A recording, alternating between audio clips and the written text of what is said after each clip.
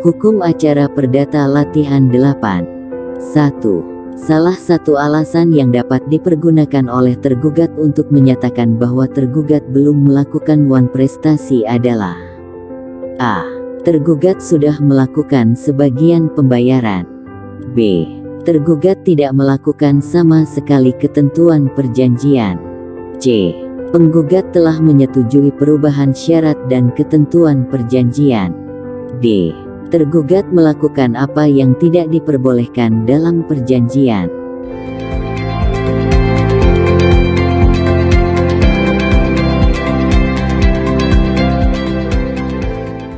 Dua. Eksepsi yang paling sering diajukan oleh tergugat adalah A. Gugatan jelas. B. Gugatan terlampau tebal. C. Gugatan terlampau tipis. D. Gugatan kabur.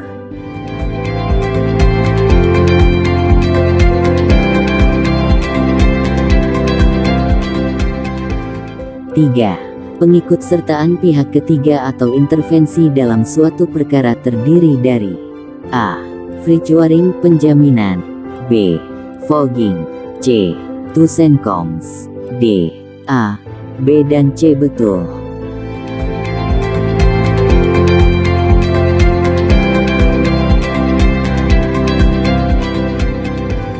4. Jika pihak ketiga yang mengadakan intervensi membela salah satu pihak, baik itu atau penggugat atau tergugat disebut dengan A. Fogging. B. Freechuaring. C. Tusenkongs. D. A, B dan C salah.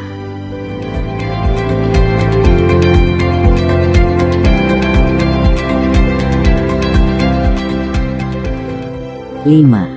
Jika pihak ketiga yang mengadakan intervensi ke dalam suatu perkara gugatan tidak membela penggugat atau tergugat tetapi untuk membela kepentingan diri sendiri disebut dengan A. Fogging. B. Freechuaring. C. Tusenkongs. D. A, B dan C salah.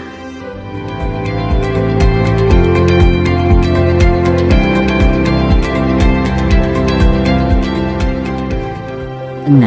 Masuknya pihak ketiga agar tergugat dapat bebas dari penuntutan yang dapat merugikan tergugat disebut dengan A. Fogging. B. Freechuaring. C. Tusenkongs. D. A, B dan C salah.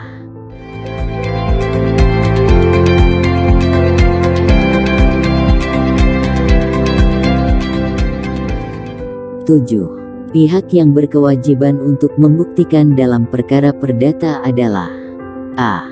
Tergugat. B. Penggugat. C. Saksi. D. Hakim.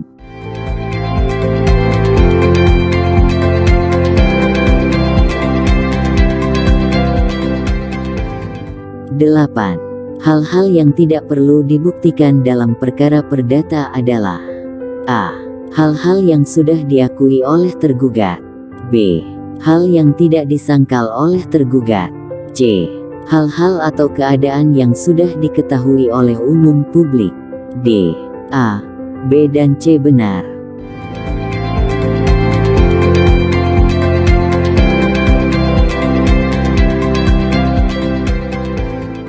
9. Yang dimaksud dengan notoire feiten adalah A. Hal-hal yang sudah diketahui oleh umum.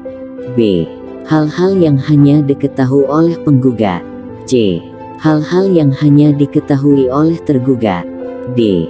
Hal-hal yang hanya diketahui oleh panitera pengganti.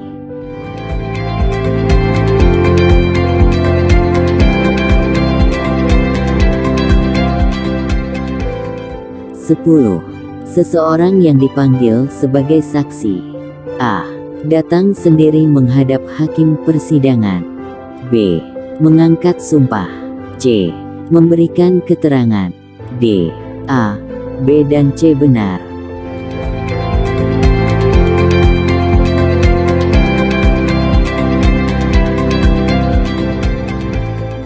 11. Hakim perlu menanyakan agama dari saksi adalah untuk A. Kelengkapan identitas. B. Memastikan bahwa saksi menganut agama tertentu. C. Untuk kepentingan pihak yang mengajukan saksi. D.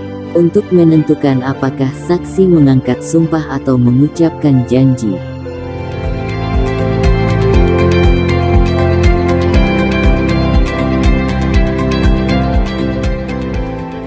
12. Yang menyumpah saksi dalam persidangan adalah A. Jurusita, B. Panitera, C. Advokat, D. Hakim.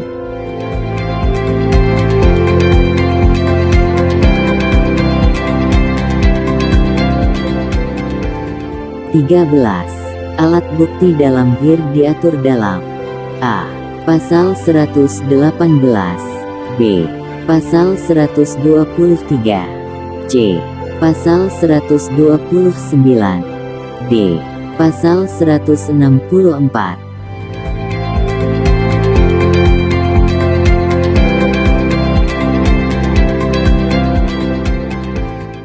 14. Alat bukti yang penting dan utama dalam perkara perdata adalah A. Surat, B. Saksi, C. Persangkaan, D. Sumpah.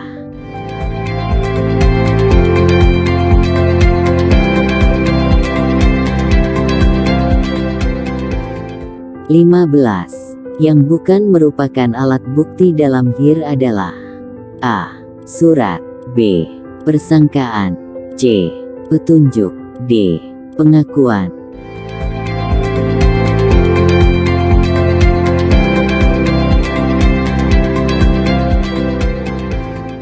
16. Menurut Undang-Undang Nomor 8 Tahun 1997 tentang dokumen perusahaan bahwa dokumen perusahaan dalam bentuk data elektronik adalah A.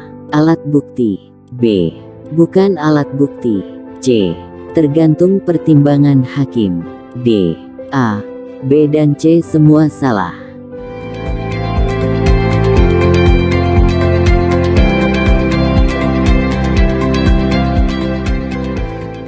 17. Menurut pasal 154 ayat 3 HIR, orang tidak boleh didengar sebagai saksi adalah A. Hakim, B. Advokat, C. Penggugat, D. Ahli.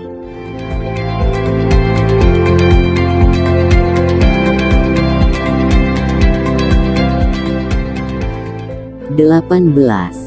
Letak kekuatan pembuktian dengan surat adalah terletak pada A. Kebaruannya, B. Kualitas kertasnya, C. Keasliannya, D. Kebaruannya.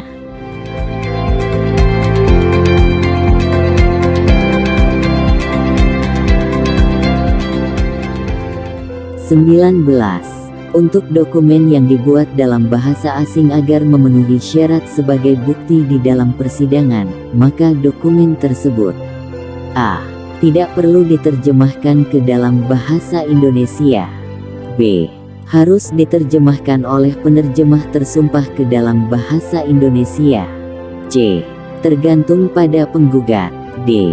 Karena hakim mampu membaca dokumen berbahasa asing, maka tergantung kepada hakim, apakah dokumen perlu diterjemahkan atau tidak.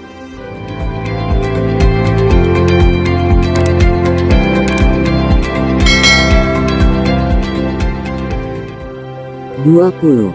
Seorang ahli dapat menyatakan pendapatnya dengan lisan di muka pengadilan atau dapat juga memberikan pendapat secara A. Terpaksa, B. Tertulis, C. Terserah kemauan hakim, D.